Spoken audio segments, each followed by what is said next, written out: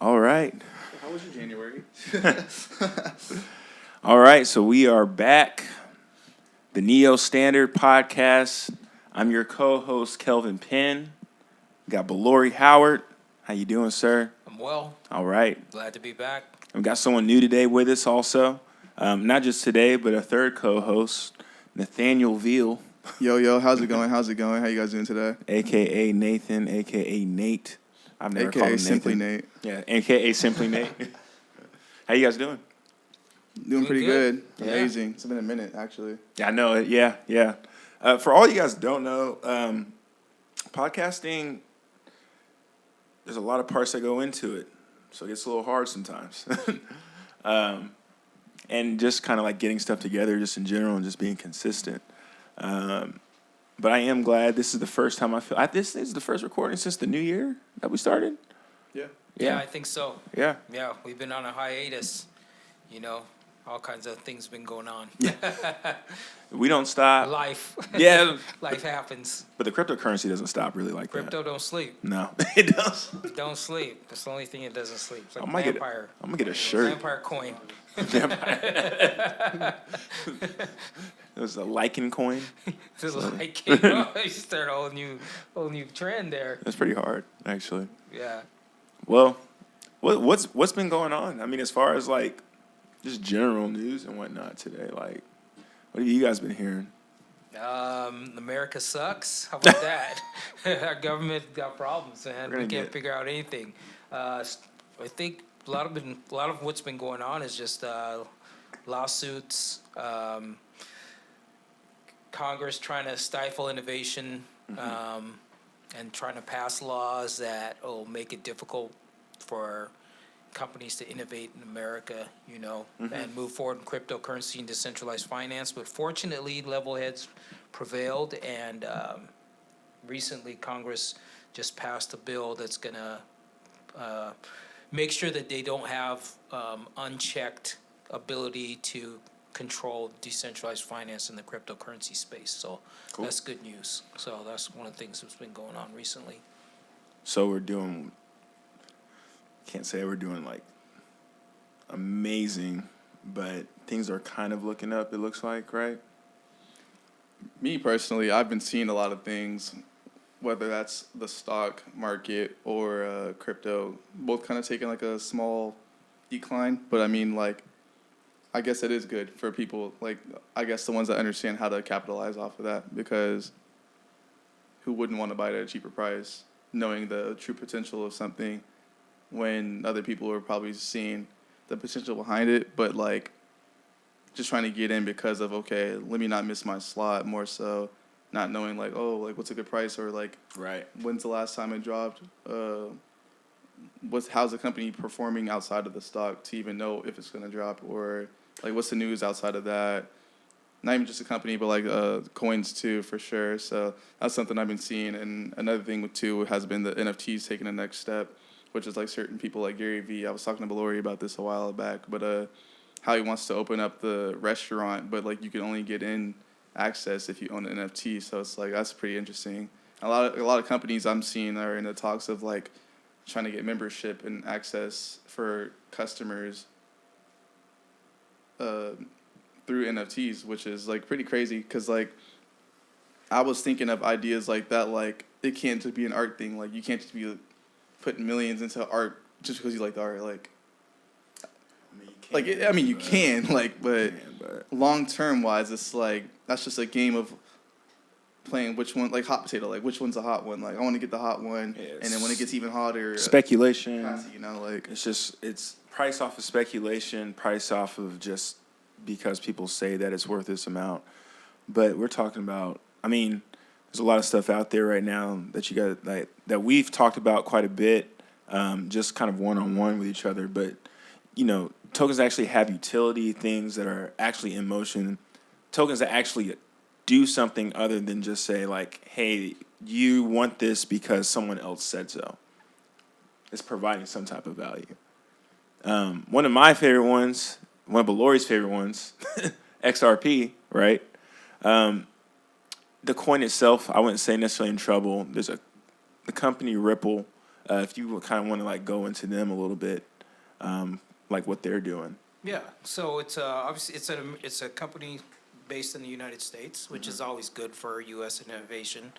And what they do is they sell a basically a technology that enables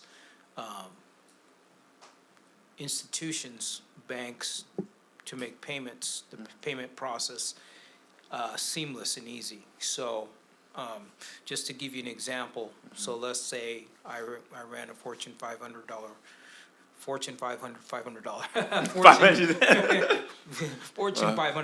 company. I don't know if they make magazines for 500. Yeah, in the U.S. and I want to buy a product in Singapore, Right. and that product costs, hundreds of thousands of dollars or millions of dollars, and I want to transact with them, And when you do that, you have to have pre-funded accounts. So whenever I'm sending money, I have to have an account that has equal amount of that money in my account, and they have to have equal amount of that money in their account, right? So Right. that takes up a lot of capital for companies, So once I send my end of the money, let's just say it's $500 million, it takes a certain amount of time for that money to cross the border and go to another country, So I'm and sitting has to here settle. waiting. Yes. Yeah, and then, there's a process involved that takes time, and they're using an antiquated system to do that. So what Ripple does is they have a product called RippleNet or XCurrent that enables payments to settle within seconds. We're talking hundreds of thousands of dollars, millions of dollars, and currently they're operating globally. So as as they're being sued by the SEC for the SEC thinks that they have an unregistered security, they're still operating globally. And the fact that they're operating globally,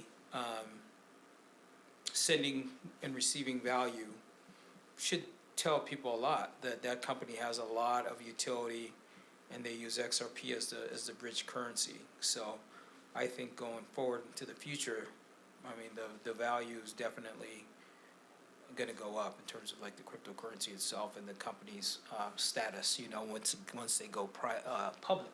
So, great company, great technology, and it's going to change the whole payment system as we know it at this point in time. And there are a lot of other ramifications that come with changing the payment system, and I think it brings the world closer together than we may think. And with all the turmoil that's going on with countries, kind of positioning themselves for power economically, it'll actually, I think, bring us together to a certain degree. So. You mean like a kumbaya moment, or like a? I think it will make it easier for the globe to transact in a trustless manner, because in the past, if we're using the payment system,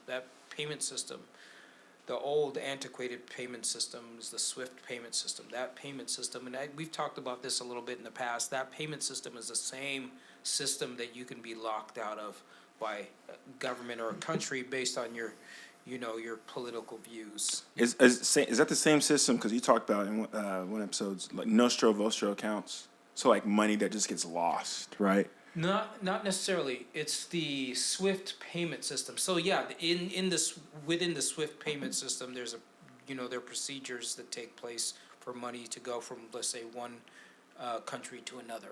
Right. And yes, those are the nostro vostro. Like your account, my account. So, and you're using an old antiquated system. This same system is the same system they use to sanction countries and lock them out of the financial markets, of the global financial markets. Right. So, the RippleNet, the software that Ripple, sells globally, is going to change that system and enable everyone to interact in a more seamless manner. And it's a trustless system because it's on blockchain. So since it's blockchain, everyone will see the transactions. Of course, every country will have what they call walled garden.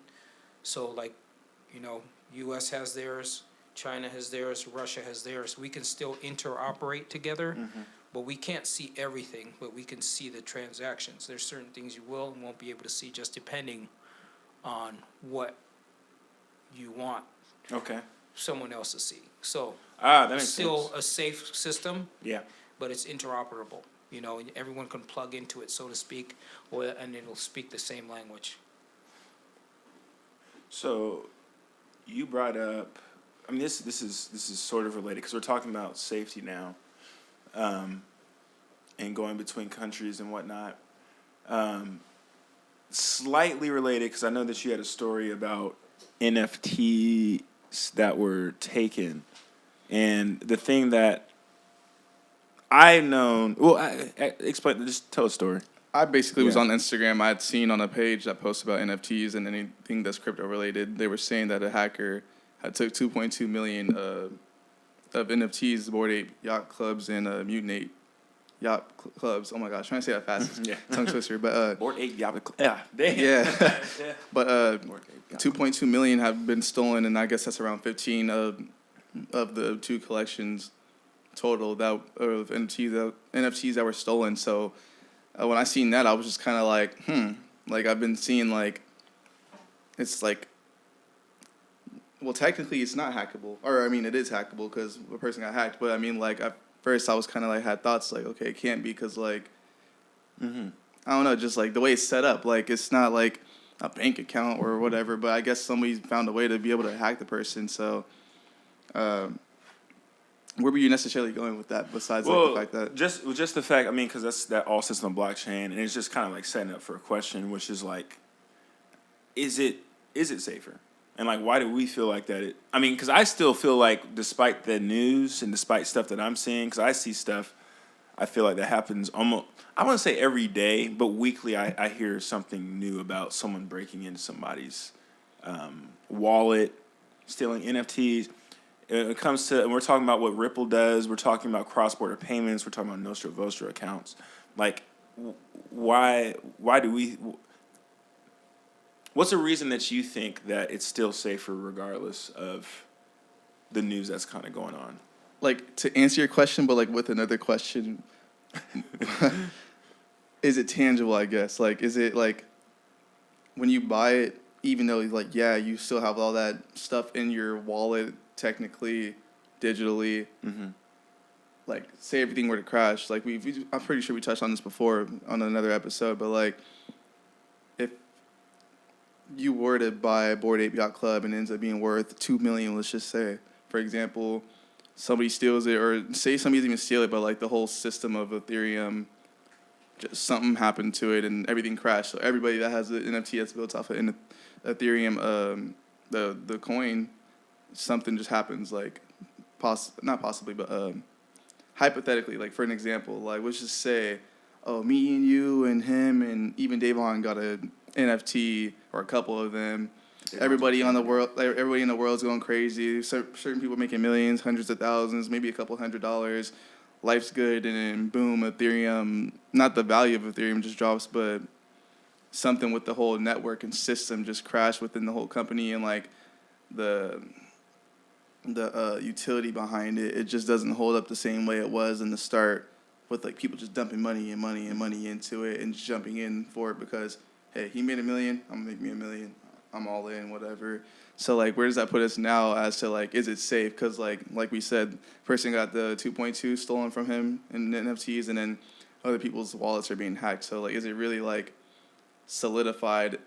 Although others have been successful in it for maybe years or even like months now, as to like on the network, like even though people are being hacked, like you're saying, like what are your thoughts? Like I guess all of our thoughts, like as a whole, do you think the NFTs, not even just NFTs, but just like crypto space, like on the blockchain, is it really worth putting your money into and wanting to hold over long term, knowing that somebody can really intercept or just swoop all your money and it's gone like that, Well, digitally? Is it riskier?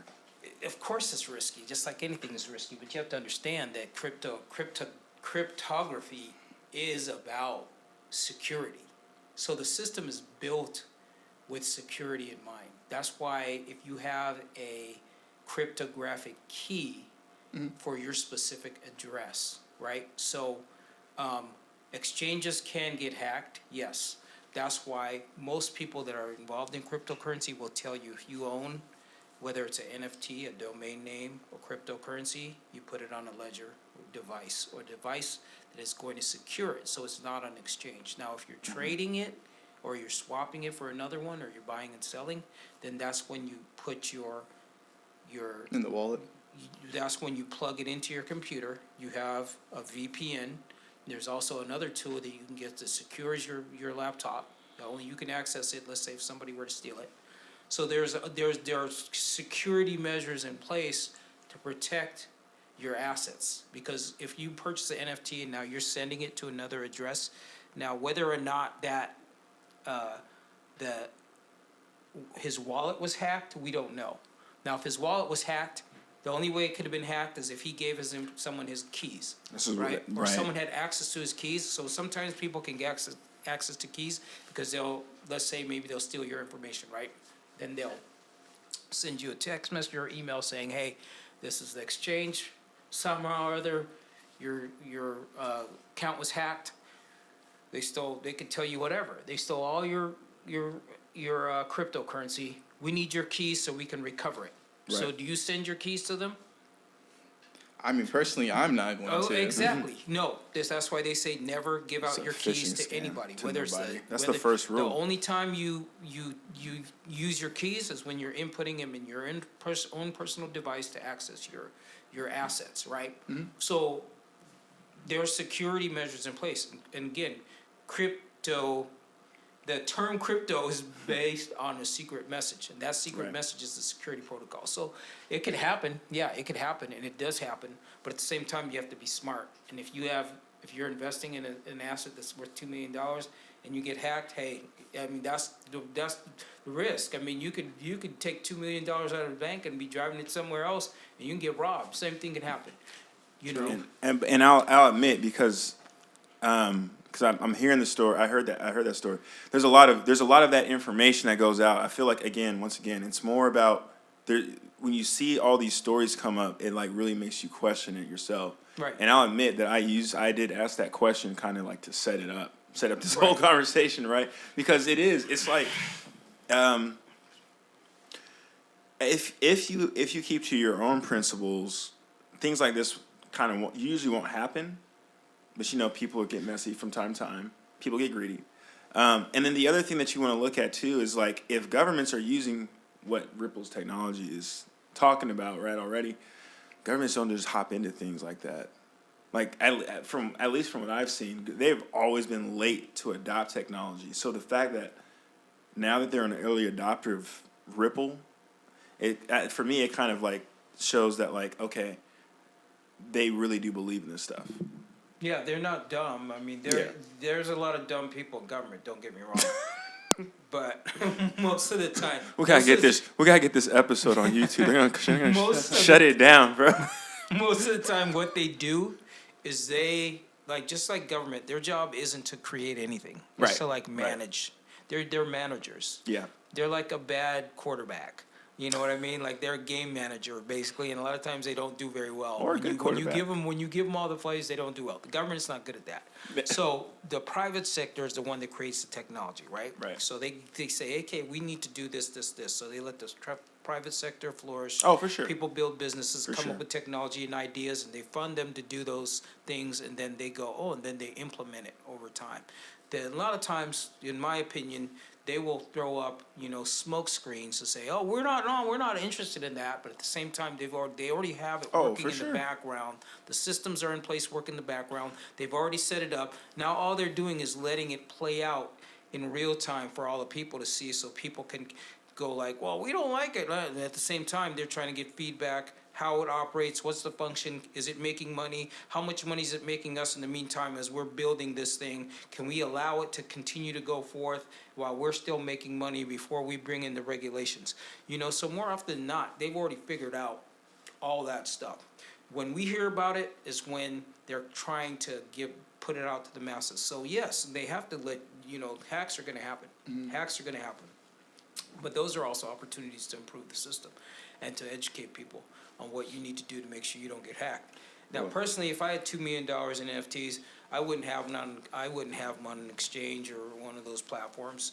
But again, hackers are really good at what they do. You know, so if they want to hack you and they're That's the spending whole enough point of time and hacking. they Yeah. can find information about you and find a back door into your systems, there's probably a good likelihood you'll probably get, you know. Question for when it comes to staking, do you have to stake those on the exchange, right? There's no way to do that offline or anything like that, Right. right? Okay. All Right. Wasn't Yeah, sure. and mistaken it can be somewhat dangerous because some of the exchanges there was an exchange that recently got hacked that was where people were staking their cryptocurrency and someone just did a rug pull and stole it all. But I think that's why and keep in mind, no regulations. So who are you gonna call? You can call the exchange, say, hey, I need my money You can back. call but- Ghostbusters. But you already probably agreed when you agreed to use that exchange, the fine print, you know, there's only certain things you're gonna be able to do to get your money back. If it's gone, it's gone. You Right. know, maybe they can recover it if they're legit and they can legally recover it, yeah, if they can see the transactions on the blockchain, Well, that's kind blah, of blah, like blah. why you want to go with the ones that have like the biggest, support group. I guess you would say like people like there's Backing more it. people in it. Yeah, that when they see something like that that's going on, they're Yeah, like, they're hey, not that's gonna let not stuff right. happen. Like, They're yeah, not gonna let Yeah. stuff happen because they understand The that if you righteousness start, people. if that happens, people pull their It pulls the in- assets out, and it's the now they integrity's can't. gone. How are they gonna make money? You know, Right. because they've lost. Yeah, like you said, their credibility is no longer there. So it's important to them that they maintain secure systems. You know, so because as we move forward and it becomes more mainstream, more people are going to be buying digital assets and want to get a return on their investment by loaning them into the ecosystem, because they have to circulate just like money does in the ecosystem for them to be used and then used more and then to generate more income. You know, as Sure. you know, as people are staking them for decentralized finance platforms, for loans, or you know, collateral to get other assets out, because you own, let's say you own Bitcoin, you want a loan to buy a house, you'll be able to do that at some point without going through a bank or a credit check. I mean, that's one of the powerful things about cryptocurrency and decentralized finance. Yeah. You said smoke screens earlier. Let's talk about because I know let's talk about some countries, their relationships with, because it's real interesting the way that certain places, their relationship with cryptocurrency early on as they adopted early. I just had some names written down here. And when you said smokescreen, I was like China, in a sense. The only reason I say China is because they went through, there's the whole Evergrande thing, which is kind of tied to the whole economy, the whole world economy, which is also tied to crypto. But then, like, because of what they were doing with that, some or another, they ended up banning crypto, essentially like that. And which is funny because, Bitcoin took a hit early on, but then all of a sudden it started to go up, and now we're at the spot now where it's kind of like, I don't want to say tanking because it's not going to really just go away. But you have China. Yeah, China is a big world power, and they said, no, we're not doing cryptocurrency. But they're not really saying that, right? I feel like it's more so for we're not official with it, so don't get so caught up on the fact that, hey, America has people doing da da da da. And it's valid over here. Let's just say Russia, they mess with it. For example, it's like, I don't know, but like China, they're kind of like, no, it's not valid here. But I feel like how America could possibly be like with XRP, like, there's a lawsuit against it, blah blah blah, makes it seem like it's a bad thing. In the background, it's more so like okay, let us know what the whole like unfold of this is, more so they know how it works. So if anybody can benefit the most out of it, it's going to be them, and then others can get whatever they put into it.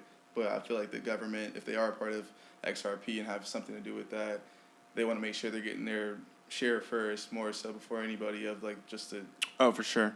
community is. So Which back is- to China, I feel like they kind of probably might put it out there, like, so it seems like, okay, it's going global. China's not doing anything with crypto. Like you can probably have crypto in China, but like using it in certain stores for a transaction and everything like that, that's probably a no. But there's definitely something probably going on in the background where they're trying to like, there's people working on it. Like, okay, how can we put this into our system of people shopping or like living, or how can this go with real estate or anything else where we can use crypto to benefit from it more so than cash that's devaluating, you know? Right. Oh yeah.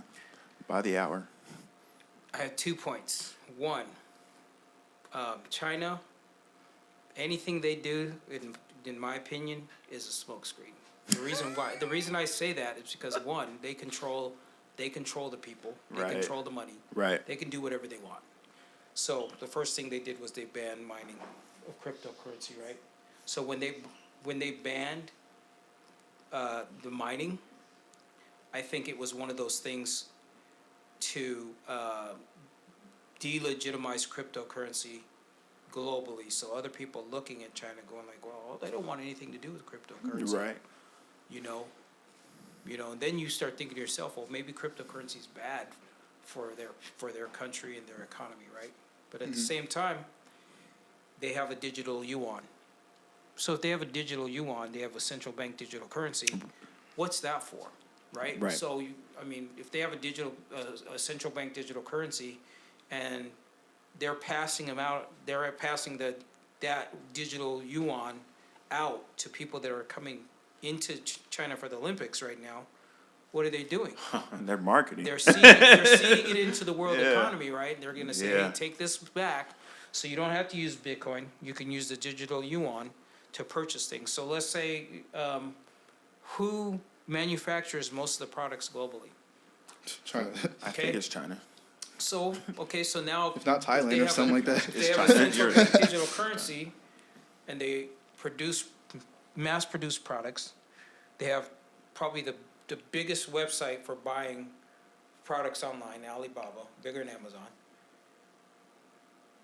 You can go on Alibaba and buy whatever you want. You could take your dollar, you can transfer it into digital yuan using a bridged currency, like XRP, for example, and you could buy whatever you want using the digital yuan as your currency. You could take your money from a dollar or whatever, a euro, transfer it to a yuan, or yuan to the dollar or euro, and then buy their products. So I think with China, everything they do is covert, and they're very slick.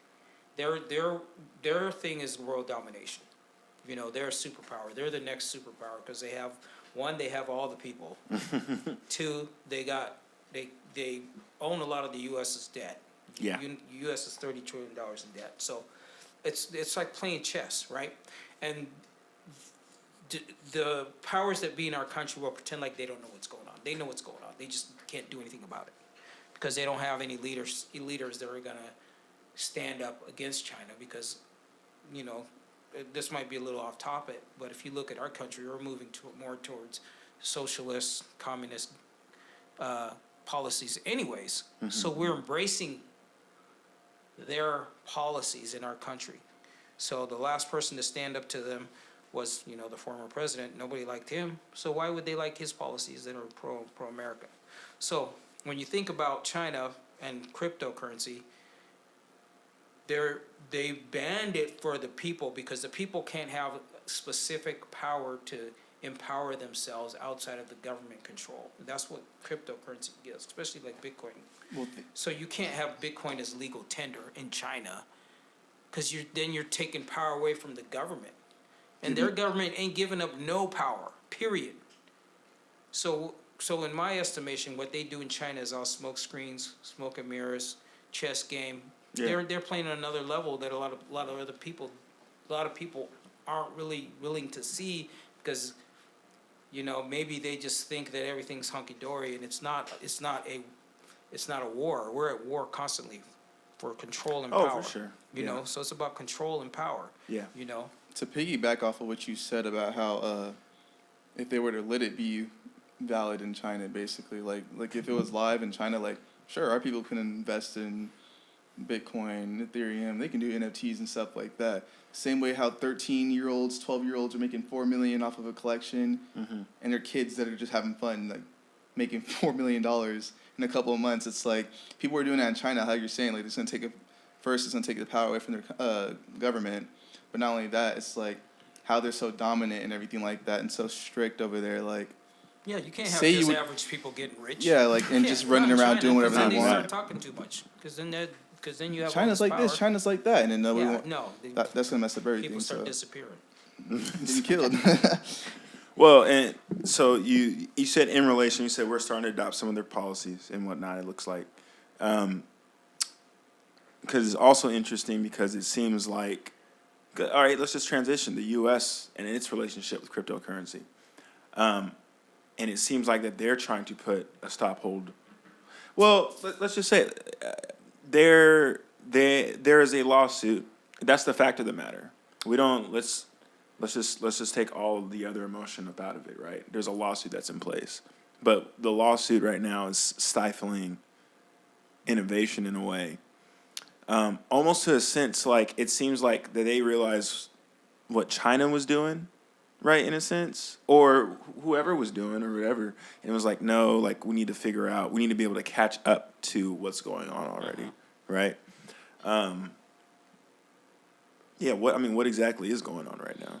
I don't know, but Like, what you just said kind of great made me question. think, like, just a random possibility, but like how America's in debt to China, like maybe they're for everything going on, the whole like crypto NFTs and stuff. Maybe they're trying to get into it themselves or find out how they can like make money off of it, because if a 12-year-old can make $4 million in like 3 months, 2 months, I'm pretty sure the government can put way more money into that to try to erase some of their debt from China. So who knows if that's why they're into it. it almost As doesn't to even what- matter, right? I mean, I don't know, but I'm just saying, like, it could be a possibility.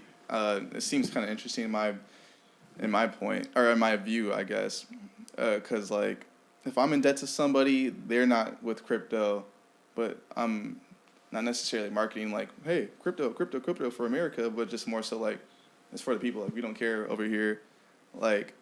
But then the governments also, if they have anything to do with the SEC and Ripple specifically, what are they necessarily planning to do with that? Obviously, there's going to be money behind it.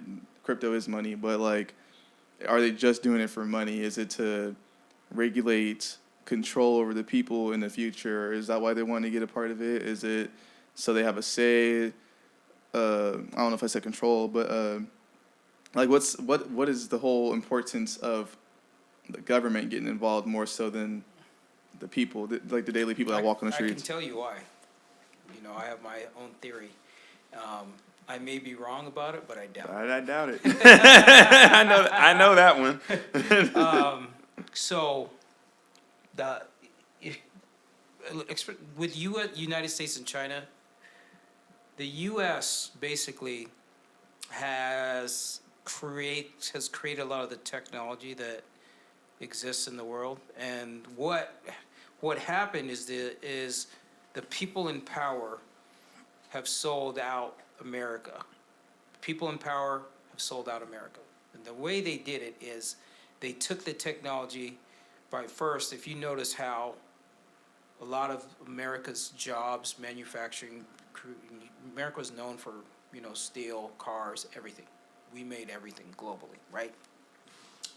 I mean, we might have stole a lot of that technology also, but it was all centralized here in the U.S., right? As the U.S. hit its peak, with the Industrial Revolution, and then it started going downwards after they took the dollar off the gold standard, right? Because they took the power away from the people and they gave it to the central banks. When they gave the power to the central banks, it enabled the central banks to print money at will, right? And when they print money at will, they have the ability to control policy and people that they put in power to push their policies ahead and to uplift the corporations, right? And this is all part of the big picture. Mm-hmm.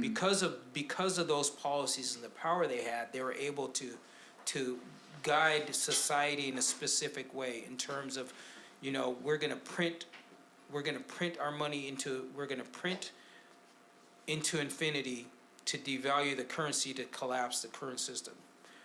And they were in process of doing that until the cerveza sickness hit. And when that happened, it gave more incentive to speed it up, because America was dead economically in 2008 to 2009 when the first financial collapse. That's when they should have flipped the switch. And on all the big corporations that failed, they need to let them fail, and so you could start over. But instead, they kicked the can down the road and allowed the national debt to balloon. And the reason they allowed the national debt to balloon is because they were so far in debt, there was no way back, right? So the people in power see that the future of consumers is in China, not in the U.S. They got billions of people. We only have 300 million, right? So our consumer buying power is disappearing, right? Because when we're broke, you can only borrow so much money, but at some point you got to pay people back. And if you don't got the ability to pay people back, they don't need you anymore, right? Mm-hmm. So because of that, you have an old financial system that's dead, and now you need to move it over into the new financial system that's based on blockchain cryptocurrency. And that system is more control for the people who run the world. And those people that run the world have decided that China is going to be the next superpower, right? Because one, they have all the consumers, and they've already got away from the petrodollar with Russia, so they don't need the U.S. anymore. And the cryptocurrency is the control matrix. It's a new financial system. You build everything on a new financial system. Now you can control the people because you control the money. So that's my theory on China and the U.S. when it comes to how cryptocurrency is going to be used. And the U.S. cryptocurrency is going to be used to spy on the citizens and have full control over who gets what. You're going to have two classes. You're going to have the rich people and you're going to have poor. Poor people are going to get universal basic income via cryptocurrency. Rich people are already rich. They just fall into the system. And get richer. They just have more freedoms. Yeah, they get richer. And then China's people come out of poverty because now they can be airdrop free money, and they become the consumers, and they buy all the goods that they're making in China. So there's a flip-flop just in power, from the West being in control to now the East being in control, because it's their time. The U.S. had its time. And we blew it because the people have given away their power to the corporations and the government. And they basically put us in a position financially where there's no way back. And no one's checked them. No one's checked our Federal Reserve. So they've been able to just print money. $30 trillion in debt, predatory loans on your own people, okay, so we can give you, $100,000 to go to school and get a degree where you ain't gonna make $100,000 a year, but we ain't gonna give you $20,000 to start your own business. So right there, you can see the system's broken. So I guess my point in the end is buy as much cryptocurrency as you can. Period. Because if you don't do it, you're just going to become a victim of the old, because you're just going to go from the old system being poor into the new system being poor. That's something I wanted to kind of touch on that I wasn't even really thinking about, but I had thoughts on just this past week. Like people that are really just they hear about crypto. Yeah, I know what Bitcoin is. I'll get to it soon. And it's one thing if you don't have them, but you at least educate yourself on it. But you're hearing people bro, you gotta at least know what this is about, even if you don't want to be part of it, which you're gonna want to. But people are just yeah, and then push it off and whatever. It's those can be people that have money, or at least not. I wouldn't even say you're rich, but just you can be middle class or low class, and this is your opportunity basically. Yeah, but the thing about it is we live in the United States, which is the most prosperous country in the world. In terms of the visual, if you look at it, we're doing fantastic, but everyone's broke, right? Mm-hmm. So we're not rich, but we have as much food as we want, as much sex as we want, as much visual stimulation as we want, nice cars, place to live, roof over our head. People, there are people out here starving now. You see a lot of homeless people, but that should be an indicator to tell you that something's wrong. It's a good indicator to tell you the society's broken. If you look at the home structure, divorce rates, kids on the street, death, murder, maiming, whatever. Society is broken, and that's a microcosm of the financial system and the power structure. Because if you have a leader that's broken, you have a society that's broken. It's like going into a house. If dad's an alcoholic, the kids probably ain't gonna be the most stable kids. You know what I'm saying? That's just the real world. But a lot of people don't see it because they're being continuously lied to and tricked to, like, look over here, hey, watch this music video. Oh, what a nice house. Watch this show for years on end, and then you turn around, you're broke. Because Well, all that stuff, just in general, is there's a lot of things that go on. So the reasons why people don't get into cryptocurrency is because they've seen, people don't do their own research anymore. Almost, we don't do. They wait for it to be told to them almost. that's why Well, no, I mean and what they're being told is, again, they're being told that the SEC is suing Ripple. They're being told that NFTs are being stolen. They're being told that Bitcoin is. I get updates on my phone because my Bitcoin that I have is in Satoshis. no. Coinbase? Cash App. Oh, okay. I get Cash App. Yeah. That's how I get mine. And every single time it goes up 5% or down 5%, I get an update. Now I get the last few weeks. I don't know if y'all been looking, No, I but get I've been notified by seeing Coinbase the Updates you same were getting, way. you didn't like them. bro, one day down 5%, and then I get another one down 5% in the same day. I'm like, okay, that's weird. But also I'm here with you guys. We talk about this. We know about this stuff and whatnot, right? So I'm like, okay, cool. I'm not even gonna really look at that.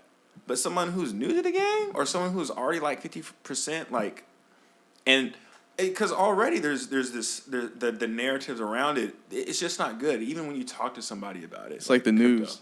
It's like, oh man, this man's finna talk to me about some damn crypto. It's like, okay, Not even about like, crypto. I'm just saying, like when I say it's like the news, like the how they're putting the bad news out about it. I'm not saying hide that somebody got hacked. Like, you obviously want to know that it's possible and like be You aware. do. But like, I feel like there's definitely a lot of good potential in crypto. But like the people that are like kind of scared to get into it are the people that probably seen, oh, this one dropped and this person lost this much money, and it they're gives like, you an oh out. shit, It like gives you a way to opt out. yeah, It gives you a way to, because it's your excuse almost. because cash is still king right now. Mhm. Still the main thing. It gives people an option to opt out because it's what they already know, Yeah, and it's just what it is. yeah, it plays on human nature, right? Because when you have fear, you have uncertainty, and when you have uncertainty, you have doubt about whatever it is. So that's in investing space, they call it FUD: fear, uncertainty, and doubt. And you get a lot of FUD from the media, and the media is designed to direct your thoughts and attention away from your best interest, right? So whenever your best interest is presented to you in the media, that'll probably mean that there's no longer a media controlled by 6 corporations, right? We'll see when that happens. But in the reality that we live in, everything that we see on television designed to confuse us, to keep us away from the truth. And the truth is, out there. You just have to, like you were saying, Kelvin, you have to do your own research. You have to read, and you have to follow the breadcrumbs.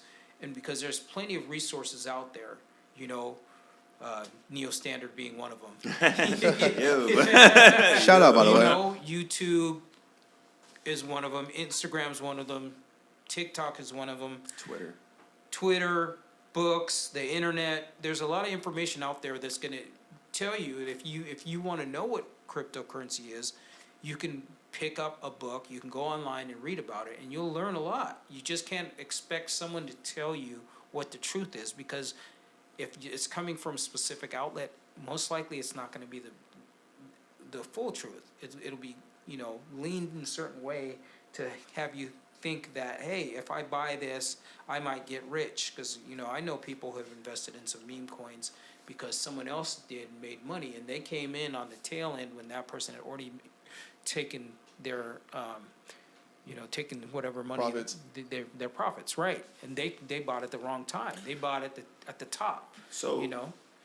so then let's because I digress a little bit, but because the question was like, what's going on with the USA and the SEC? Like what like. There's so much so much information. You see that a crypto company is in a lawsuit with the Right. U.S. Right? China's banned crypto. Right. It's not looking good. But like, what's actually going on right now? Okay, in my opinion, it's pre clarity before there's clarity on what crypto is. Well, actually, let's not even start with opinion. Let's just go with what's actually going on. Okay, so Like literally the facts first. The SEC is suing Ripple, Mm-hmm. saying that that XRP is an unregistered security, right? Right.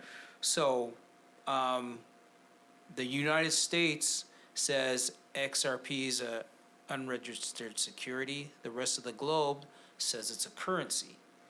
The rest of the globe's using it as if it's a currency, as a bridge to move value from one place to another. Right. Right? And that's what globally is being done. And because they're able to do that, they're continuing to take on more clients as economies struggle because of things like COVID and supply chain issues. Right. So if the U.S. sees it as a security and the rest of the world doesn't, what does that tell you? It's probably more likely that it's not a security now, but maybe it was when it was initially issued. So that's kind of what's going on. And because of that, it's going to either put the U.S. in a position where they have to say it is a security or it is a currency. And once they determine that, then there's then there's regulatory clarity for the rest of crypto, right? Because then they can go down and say, okay, well, this cryptocurrency does this. Oh, it's a currency? Okay, well, this one does the same thing. Oh, so that's a currency too. So now it sets the regulations for cryptocurrency, and now it can become more adopted freely because companies or organizations can come in and say, okay, well, XRP is a security, or it's a security, so now we have to trade it on the stock market, right? Right. And accredited investors are the only people that can really own it, right? Or XRP is a currency. Okay, now companies can come in and use it as a currency globally without any backlash from the SEC, especially if you're in the U.S. If you're in the U.S. in their company and you need a bridge currency, and XRP does that, you can't use it right now because it's under litigation. So anything you do, they can potentially come after you. So that creates Right. all those problems, legal problems for companies. So once the regulations are set and this lawsuit goes away and XRP receives its designation, then they can move on to the next crypto or the next decentralized platform or company, and then it'll give more regulatory clarity. And that's what we're waiting for, because now we're in a big casino where everything's kind of up in the air and it's all speculation and people are investing Right. their money, hoping to get rich because, maybe the news says this or a celebrity says this about a token, Nothing is more important than doing your own research. Right. I mean, just in general, and that would from finding sources and comparing them. I think just in general, I think people that you can't just take one source of news for what it is. Yeah, like the first thing you see, like, oh, this is what it is. Like, And not even from the first country. I mean, it's like it's funny. I had a guy that when I was living in Florida, he asked me. He was older than me at the time. He asked me and the girl I was seeing at the time. He was like, "Hey, where do you guys get your news from?" I'm like 21 years old. I'm like, "No, like Instagram, Twitter. I don't like CNN like that. I don't watch the news." But he was like, "Oh man, it's like crazy. You might want to think about it because something happens, however many countries, however many people, however many continents, that's how many different viewpoints there are on that one thing." Yeah, that's a good point. And it's important to I mean, at least looking in with like the major powers that are going on to, so U.S., China, Russia. I feel like India's got to be at the table somehow. I feel like the European unions in the talks are like that. That they'll kind of show you how the world is going to go, and if there's a few groups that are saying one thing, but Yeah. then Yeah. majority's not always right, but Yeah, just to piggyback off your comment there about viewpoints and information coming, and depending on who's giving you the information, how it's different. So, for example, India was like, "We're banning cryptocurrency." oh, they banned it. One day, yeah, they were banning it. They've done it a couple times over the last I've seen that. year. Then now they're like, we're not banning cryptocurrency. We're banning cryptocurrency. Or we're not banning cryptocurrency. So a lot of times it kind of goes back to what you're saying. You have to really do your own research, because you have to look at what China's doing with cryptocurrency in the country. Like if they come out in the news and they say they're banning cryptocurrency, you haven't done any research, you're going to believe they're banning cryptocurrency. But if you go on, for example, CoinMarketCap, Yeah. or if you go on Cointelegraph, which is a really good resource for cryptocurrency information globally, that's coming to one place for people who are invested in crypto and interested in cryptocurrency, and it'll tell you what's going on globally. The information is there. You can read it for yourself. From there, they'll tell you, okay, well, this company or this institution in this country is doing this with blockchain technology. Okay, so if they're doing something with blockchain technology in this country, how are they banning cryptocurrency? Okay, or why are they banning? I guess would be the bigger question. Why are they banning it? Because it's just technology at the end of the day. Right. It literally is just tech. It's not. It's a foreign tech to certain people. Right. It's a power play. It's like a chess move, Yeah. right? It's like we have a bigger goal, and by us releasing information and news about it at certain times, it moves our agenda in a specific way. Maybe it's not crypto, but it's a like I had mentioned before, we're banning cryptocurrency, but we have a digital yuan. We have a digital token. Right. How are right. you banning cryptocurrency? Well, so again, real quick, you plot on the downfall, and you see the other stuff coming up. I asked you about China and Russia earlier. Oh, I asked you about Russia earlier, as far as like, what is their relationship with cryptocurrency. But you didn't. You said you didn't really give me a cryptocurrency answer. You were talking about the petrodollar. So what was? So what is China and Russia's relationship with crypto? No, well, mostly just Russia. I just want to know Russia's. Well, they're intertwined. Right. That's the hard part. Is like they're moving lockstep together to create their own ecosystem for trade. And because of that, they're using central bank digital currency. As a matter of fact, I saw a story yesterday that said Russia has a central bank digital currency that they're creating. Now, China already has one. Russia already has one. They've moved away from the petrodollar.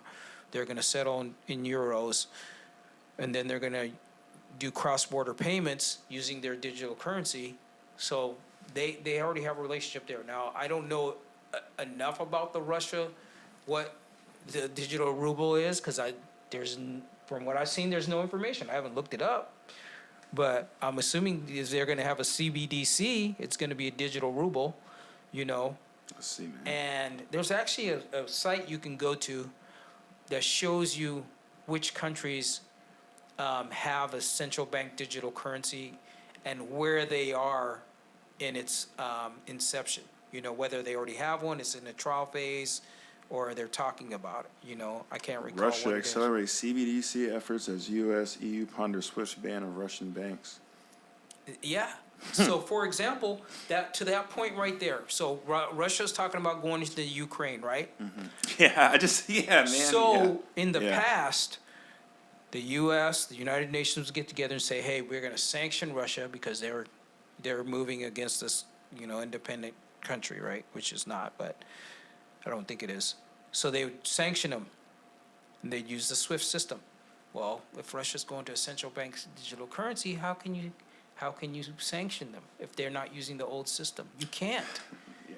So they don't. So Yes. So Wow. the power structure changes now because of cryptocurrency, and now because they don't have to use the SWIFT system, they can trade with one another. They can trade with other countries using the CBDC without an intermediary who's the UN Right. or any country using the SWIFT system. But at the same time, if you look at the system that they're building, it's interoperable, and everyone's agreed upon it, even the U.S. So Right. so is this all some game or what? Is it a game, Nate? I don't know, bro.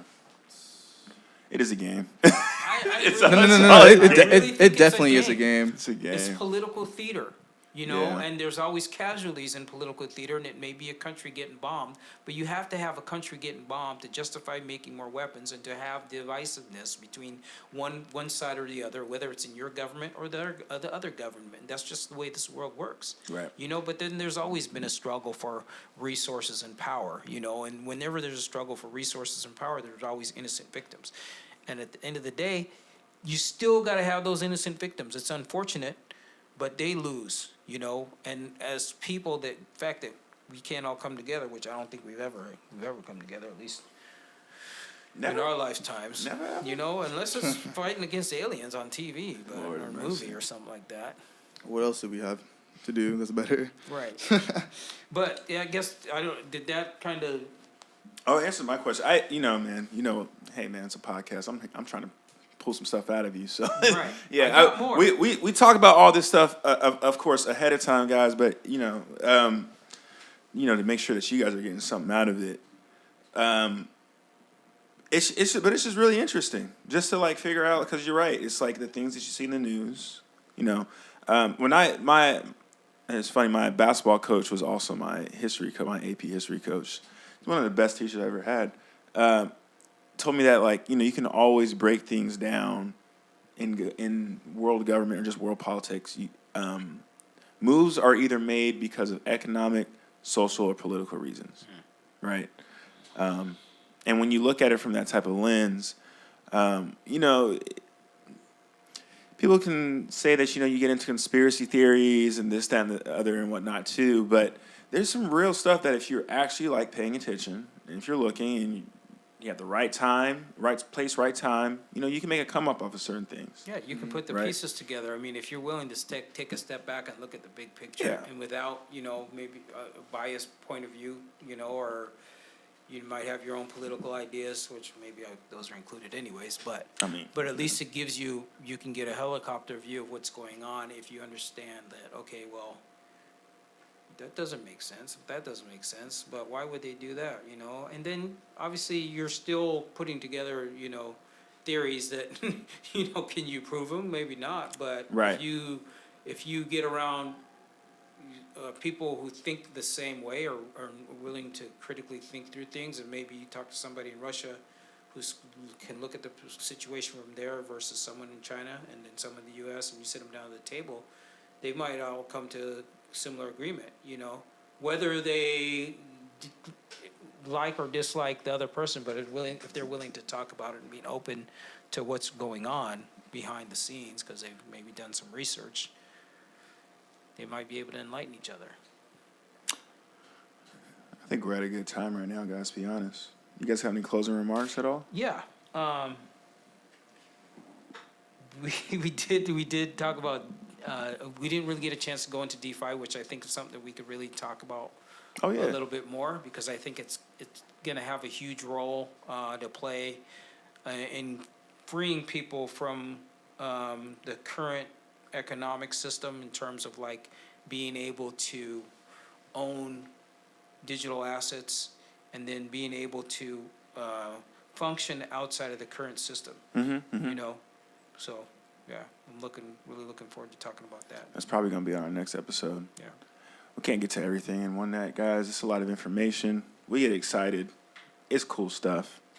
But once again, I didn't give them a shout out at the beginning. But thank you again to Rain Incubator for letting us use your facility. And then once again, this is Neo Standard. I'm Kelvin Penn. Bilori Howard. Daniel Veal. See you guys on the next one. All right. Thanks. Ooh. Later.